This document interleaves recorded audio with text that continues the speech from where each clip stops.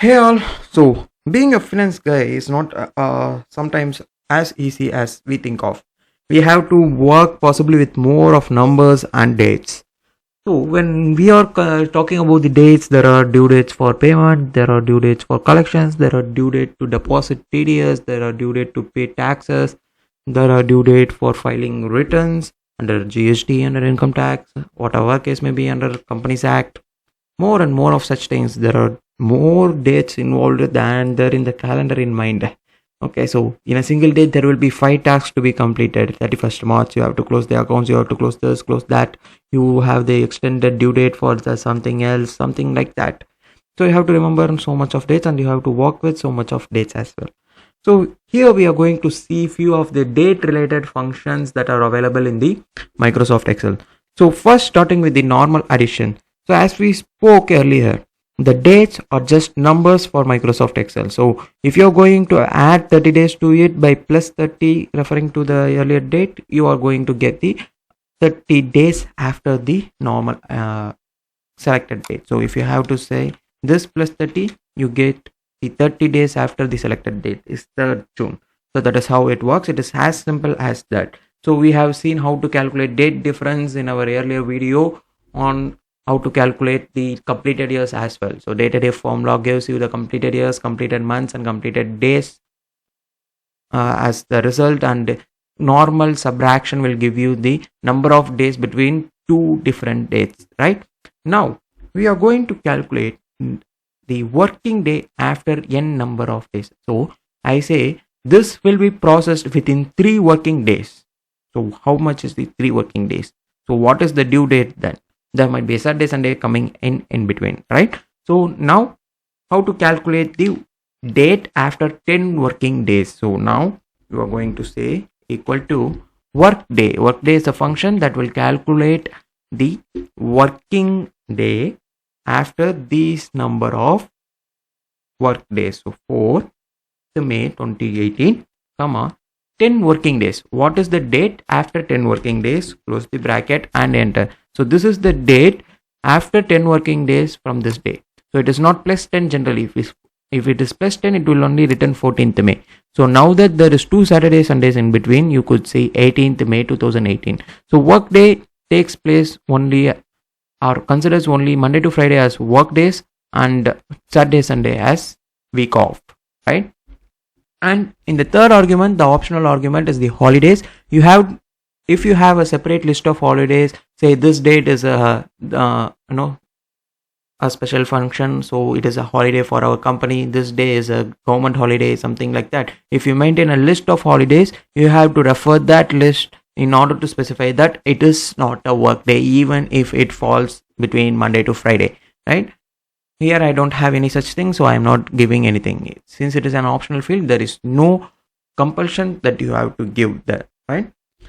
The workdays.intl. The workday.intl is a similar function to workday, but the only advantage is that you could give or you could specify what is the weekend, what is the non-working day generally in a week. Either it is a Saturday, Sunday, Sunday, Monday, Monday, Tuesday, or Tuesday, Wednesday, or it is only a single day. You can select anything as you want. So I will specify Sunday only is holiday and we have a Monday to Saturday workplace. And you have a fourth argument called holidays. Again, it is an optional field. If you have the list, you can just select that, enter. So since Sunday is only the holiday, there are 2 Saturdays we are working additionally. So it is not 18th May, it is technically 16th May, right? This is the work days formula. So as you see here, this normal addition, work days formula and work day INTL formula returns date as the result, right? Now you are going to see that the network days function. So this network days function will return you the number of working days between 2 dates. Okay, the number of working days between 2 days. It will not result anything else. Okay, so equal to network days. Start date is the earliest date you have, end date is the latest date you will have, and the holidays if you have any, enter. So it returns a number. So 11 days is there, including those 2 dates, right? If you copy paste below, you have not you have to copy paste this as well. So it is only 10 days because both of this would fall under Sunday maybe, or one of those. So you will either get 10 or 11 based on the starting dates inclusion. Okay. So the network days.intl is similar to this network days. It would return a number of working days, but you can have the option to specify the weekend as well, similar to workdays.intl. Close that, enter. So you have similar 11 days, 11, 11, 11, 11, 10, right? Good there. And these two functions again will return you only the date. Okay, only these two functions will return. Network days function only will return the number of days, while the evo month and edate function will return you the date as well. Okay, so like work days, it will return a date. So evo month gives the end of the specified month. If you give evo month comma 0, it will give the date at the end of the specified month in the original date you selected. So evo month, this comma 0 is end of 31st, end of May 2018. This is end of 31st, March 2018. Sorry, I'm using the date itself. If you give 1 here, it will give the end of the next month. If you go 2 here, it will give end of the second month. So May means June, July, and end of July, right? If you give -1, it will give you the end of the previous month. So on and so forth. As you like, you could just modify the fields in order to compute anything that you want from, right? And then the due date. So due date generally has this capacity. Whenever you enter a contract, you say 6 months from this date. 6 months from this date. The contract of insurance is valid for 12 months from the date of insurance, date of payment or date of receipt or whatever the case may be, date of policy enforcement, right? It is 12 months from the date of such thing.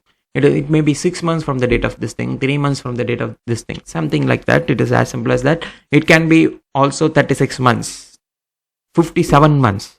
Why so odd? 70 months.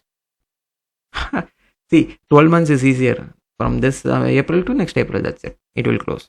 But 70 months, it is not easier to calculate in just a second or like that. So you will use the edate formula. Edate, start date would be this one, and say the same example, 70 months from the this period, right? Close and enter. So the contract expires on 4th March 2024.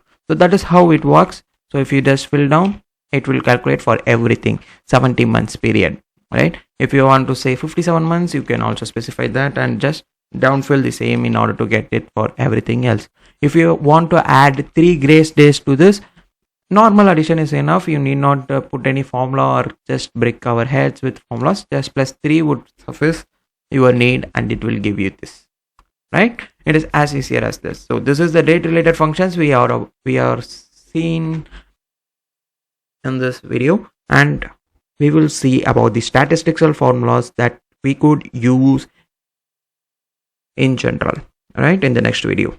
Until then, bye bye.